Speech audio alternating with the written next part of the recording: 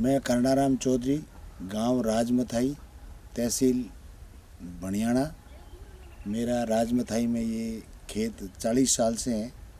इससे पहले मैं गवर्नमेंट सर्विस करता था और आज से 10 साल पहले सरकार के प्रोत्साहन से मैंने खजूर की बागवानी शुरू की। सबसे पहले मैंने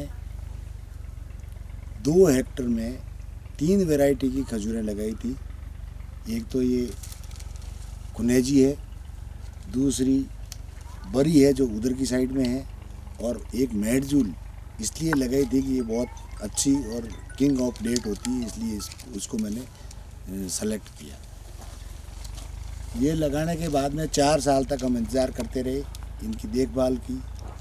5वें साल इन खजूरों पे फल आने शुरू हुए। इसके फल के लिए प्राकृतिक परागण नहीं होता है, इसलिए हाथ से मैन्युअली इसके परागण करना पड़ता है।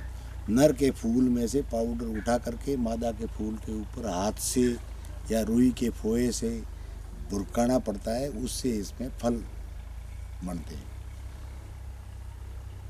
इस खजूर में ज़्यादा मेहनत की ज़रूरत नहीं है, हर कोई आदमी इसकी देखभाल कर सकता है।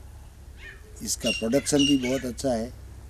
जो कुनेजी है ये 1 साल में 90 से 100 किलो फल देती है, और जो लाल कलर के फल होते हैं वो देखने में बहुत अच्छे दिखते हैं और खाने में भी बहुत अच्छे हैं। पिंड इसका बहुत बढ़िया बनता है। इसके पिंड से अगर आप मिठाइयाँ बनाएं तो हलवा और बर्फ़ी इतनी फर्स्ट क्लास बनती है कि दूसरी किसी चीज़ की नहीं बनती। बरी एक सिर्फ फ्रूट है, उसकी पिंड बनानी बड़ा मुश्किल है। बरी में जो फल लगते हैं वो 2 से 3 क्विंटल पर प्लांट फल लगते हैं और बहुत अच्छा उसका रिटर्न है। अगर एक आदमी एक खेत में 50 पेड़ बरी के लगा दे तो यहाँ पड़ने वाले अकाल से निजात पा सकता है।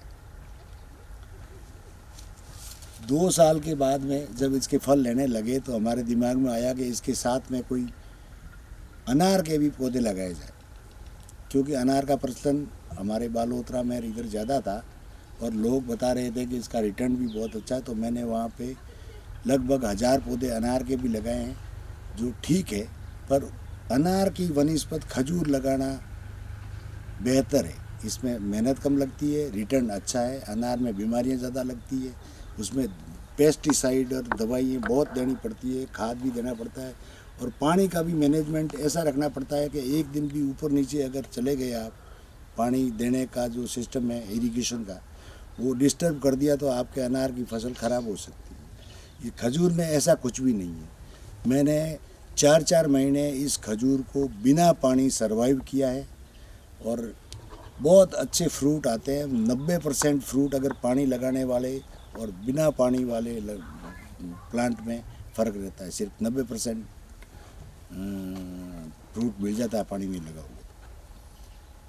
खजूर को बेचने में थोड़ी दिक्कत आई थी शुरू में, क्योंकि यहाँ के लोग समझते भी नहीं थे कि ये खजूर के फल होते भी कैसे हैं, क्योंकि जैसलमेर बाड़मेर में तो किसी ने जाना भी नहीं था कि खजूर के भी फल होते हैं, क्योंकि हमने तो सुहारे और पिंड खजूर ही खाई थी। जब हम बेचने जाते थे अपनी पर्सनल गाड़ी लेकर के गांव ढानी इधर उधर जाते थे तो लोग कहते थे कि इस सीज़न के अंदर बोर कहाँ से लाई। फिर उनको समझाया, खिला के दिखाया, अंदर से गुठली जब खजूर की निकली तो उन्होंने माना कि ये खजूर है। और उसके बाद में गांव में इसकी पकड़ अच्छी है, बच्चे बूढ़े और औरतें इसको बहुत पसंद करती है और आराम से बिक जाती है। पिंड खजूर बनाने के लिए मैंने इधर उधर से पता किया तो इनको सुखाना पड़ता है, क्योंकि जिस समय इसके फल आते हैं जुलाई और अगस्त में, उस समय वातावरण में नमी बहुत ज़्यादा होती है, बरसात भी बहुत ज़्यादा होती है। बरसात होने से जो पिंड बनने की स्थिति में फल होता है वो ख़राब होने के चांसेस बहुत रहते हैं। उससे बचने के लिए हमने डेली हाथ से पिकिंग करके और सोलर ड्रायर लगाया। सोलर ड्रायर में क्या होता है कि तापमान एम्बिएंट टेम्परेचर ऊपर खजूर रखना पड़ता है और लगभग 24 घंटे इसके अंदर रखने के बाद में बाहर निकाल करके उसका धुलाई की जाती है। रेत के कण, मिट्टी जो भी उसके ऊपर चिपकी है वो साफ़ की जाती है।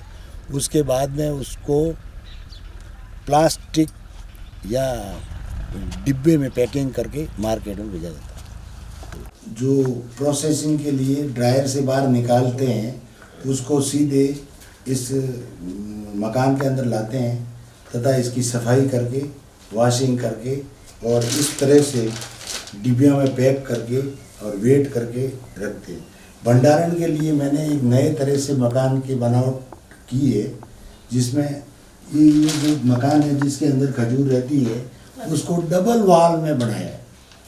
डबल वॉल में बना के इसके बीच में 2 इंच का गैप रखे थर्मोकोल शीट्स लगाइए ताकि इसका तापमान वातावरण से गर्मियों के दिनों में 15 डिग्री कम रहता है और सर्दियों में इसका तापमान रात को आप सिर्फ 100 ओढ़ के सो सकते हैं। ये रखने से मेरे को ये फ़ायदा हुआ कि खजूर को मैं 6 महीने से लेकर के 1 साल तक सुरक्षित रख सकता हूँ। इसके लिए जानकारी पोखरण केवीके से मुझे प्राप्त हुई थी और उनके सहयोग से मैं आज भी खजूर के बारे में जानकारी लेता हूँ और उनके सहयोग से ही काम करता हूँ।